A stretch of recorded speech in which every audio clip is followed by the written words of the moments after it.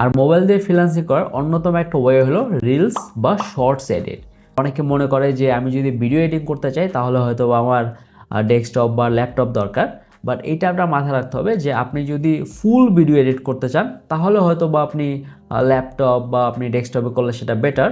আপনার কাছে যদি একটা ভালো মোবাইল থাকে সো সেটা দিয়ে কিন্তু আপনি ক্যাপকাট বলেন বা আরও এরকম কিছু অ্যাপ আছে যেগুলো দিয়ে আপনি রিলস বা শর্টস এডিটটা শিখতে পারবেন এবং সেটা করতেও পারবেন।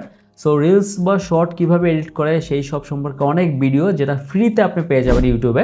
তো সেগুলো দেখে যদি আপনি প্রপারলি শিখেন এবং আপনি যদি কিছু পোর্টফোলিও ভিডিও মেক করেন সুন্দর করে এডিট করে, দেন কিন্তু সেমভাবে বিভিন্ন কন্টেন্ট ক্রিয়েটর বা ইনফ্লুয়েন্সারকে আপনি কনভিন্স করতে পারবেন আপনার পোর্টফোলিও দিয়ে যে আমি অনেক ভালো শর্টস বা রিলস এডিট করতে পারি, তাও আবার মোবাইল দিয়েই পারি, সমস্যা নেই।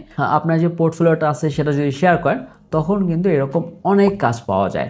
ফেসবুকের রিলস বা ইনস্টাগ্রামের রিলস বা আপনি যদি টিকটকের ভিডিওগুলো আছে সেগুলো যদি আপনি ক্রিয়েট করতে পারেন তাহলে কিন্তু একটা ভালো লেভেলের পর্যায়ে আপনি যেতে পারবেন।